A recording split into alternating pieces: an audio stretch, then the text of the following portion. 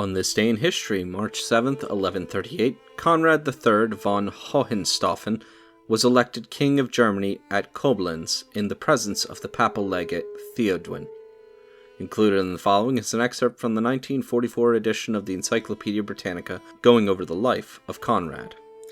Konrad III, born 1093, died 1152, German king, second son of Frederick I, Duke of Swabia, and Agnes, daughter of the Emperor Henry IV, was the first king of the Hohenstaufen family. His father died in 1105, and his mother married secondly Leopold III, Margrave of Austria. In 1115, his uncle the Emperor Henry V appointed him Duke of Franconia.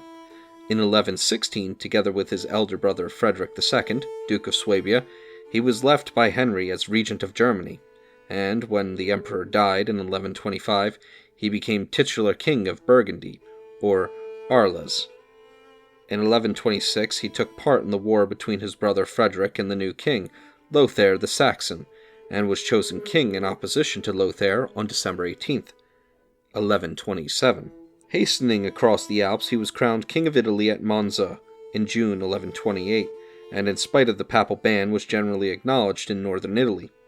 The rival popes, Innocent II and Anacletus II, both declared against him. The Romans repudiated him, and after failing to seize the extensive possessions left by Matilda, Marchioness of Tuscany, he returned to Germany in 1132. He continued the struggle against Lothair till October 1135, when he submitted, was pardoned, and recovered his estates. In 1136 he accompanied the imperial forces to Italy in the capacity of standard-bearer, and sought to win the favor of Pope Innocent II. In December 1137 Lothair died, and some of the princes met at Coblenz, and chose Konrad for a second time as German king on March 7, 1138, in the presence of the papal legate. Crowned at Aix-la-Chapelle 6 days later, he was acknowledged at Bamberg by several of the South German princes, but his position could not be strong while Henry the Proud, the powerful Duke of Bavaria and Saxony, refused his allegiance.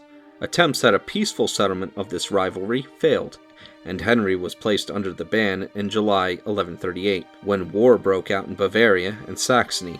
The king was unable to make much headway, in spite of the death of the Duke Henry, which occurred in October 1139, and his half-brother Leopold IV, Margrave of Austria, to whom Bavaria had been entrusted, was defeated by Henry's brother Welf, afterwards Duke of Spoleto and Margrave of Tuscany. Konrad captured the fortress of Weissenberg from Welf in December 1140, and is said to have allowed the women to leave the town, each with as much of her property as she could carry on her back.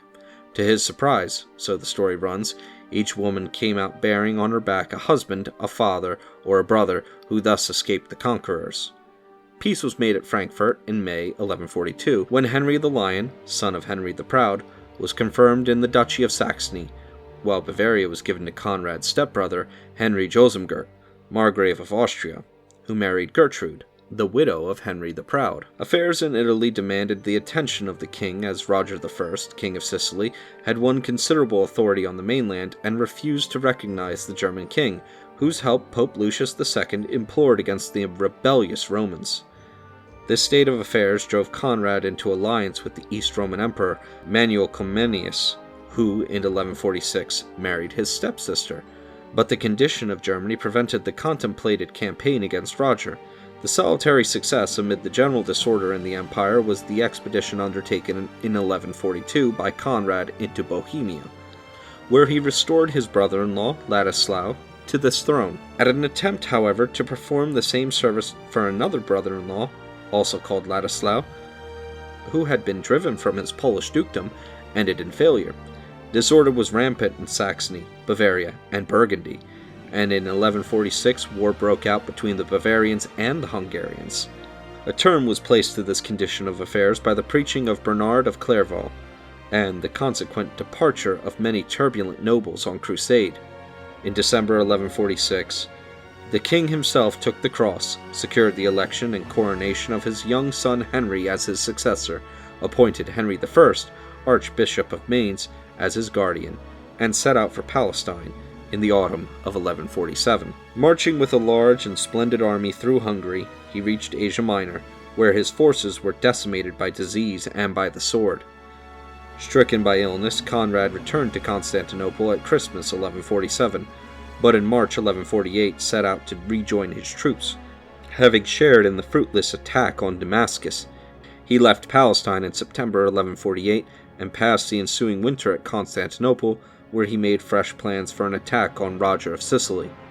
He reached Italy by sea, but the news that Roger had allied himself with Louis VII, King of France, and his old opponent, Welf of Bavaria, compelled him to return hastily to Germany. He was obliged to neglect repeated invitations from the Romans, who sent him a specially urgent letter in 1149, and consequently never received the imperial crown. Konrad died on February 15, 1152, at Bamberg, where he was buried. By his wife Gertrude, daughter of Berengar, Count of Sulzbach, he had 2 sons, the elder of whom, Henry, died in 1150. Passing over his younger son Frederick on account of his youth, he appointed as his successor his nephew, Frederick III, Duke of Swabia, afterwards the Emperor Frederick I.